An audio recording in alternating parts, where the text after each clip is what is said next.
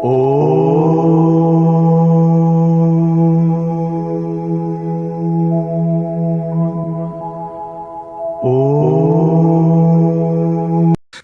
Swamiji, would like to ask you about, how can one go about understanding, the essence of Vedanta, what books he should read, what Santa Sahitya he should read, what works he should, relate to, what are the scriptures, which he can understand easily. So as a common man, as a seeker, who might be just a youth, out of the college or still studying, or maybe, a person who is a professional, who's working somewhere.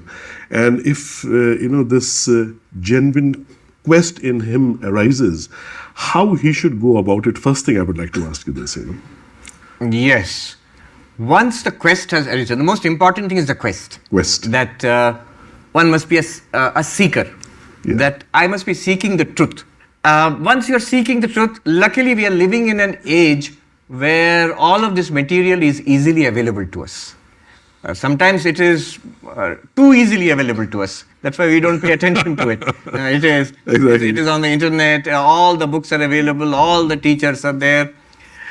So yes, I think one should, for Vedanta especially, Advaita Vedanta, one should start by reading the Gita in a simple translation. Now, there are multiple translations of the Gita.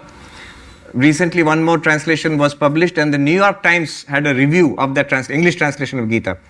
And humorously, the reviewer has said that it seems to read the Gita is to be seized with a desire to translate it. So many people have translated. Yale University, one of the leading universities in the United States, a couple of years back, they had a summer project to collect all the English translations of Bhagavad Gita in Yale University. So, Bhagavad Gita has multiple translations. I would suggest a translation which is accurate, academically accurate, without too much explanation.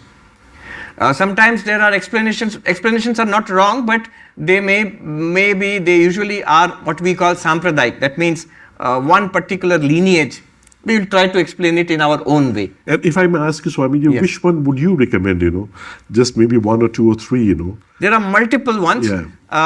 The one which I used at the beginning, the first Absolutely. Gita which I read, I can give you two. One, a simple one by Swami Sarvapriyananda ji, who was a disciple of Swami Vivekananda, published by Advaita Ashram, Bhagavad Gita by Swami Sarvapriyananda. It is just the original Sanskrit shloka, word by word meaning, simple English translation, those who want it in English.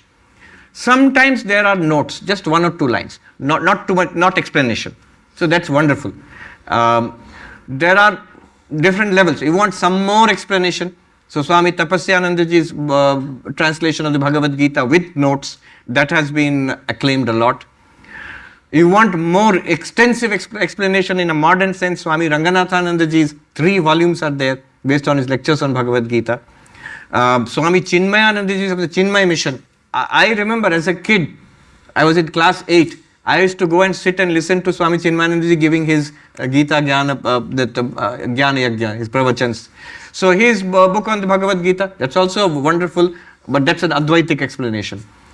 Those who study in Hindi, most comprehensive book I have found is the Sadhak Sanjeevani of Ram Sukhdas ji, who lived for nearly, I think, more than 100 years, and he passed away a few years ago. Huge book, Sadhak Sanjeevani. And I said that, it would be good to have a copy of that book. Because I had mentioned it somewhere online, I started getting multiple copies. People were coming from India and bringing that book for me. Bas karo, I have got it. So, for those who are studying in Hindi, that's a wonderful book, but that's an extensive explanation. Those who are interested in Advaita Vedanta, please pick up texts. Individual lectures are fine, but pick up text because it's a knowledge system. It should be transmitted as a text. I traditionally one starts with a book like Vedanta Sar, for example, which is by Sadananda Yogi. In the traditional Vedanta students, they start with that book. In our order as brahmacharis, we are taught that book. However, in the West, I usually start with another book, Drigdrishya Viveka. Now why? Because it's an exciting book. Vedanta Sar is a book of definitions. It will give you a solid base for further exploring Advaita Vedanta. But some may find it boring at the beginning. Drigdrishya Viveka is a very exciting text. From the very first verse, it plunges you into the essence of Advaita Vedanta, the heart of Advaita Vedanta. So Drigdrishya Viveka, study Aparoksha Anubhuti, but do study Vedanta Sar also. And then when you are a little more confident, pick up Upanishads with the commentaries of Shankaracharya. Then there is the wider language, in the Bhasha, in Hindi, in many of our regional languages. There is there's a term being used, Greater Vedanta. Greater Vedanta is beyond the Sanskrit Sahitya, beyond the Sanskrit text. In various Indian languages, there are Vedantic books. In Hindi, you have the very well-known Nishchal Das book is there, what is called that, Vichar Sagar is there. All of his Vedantic knowledge, he packed it into Vichar Sagar. What we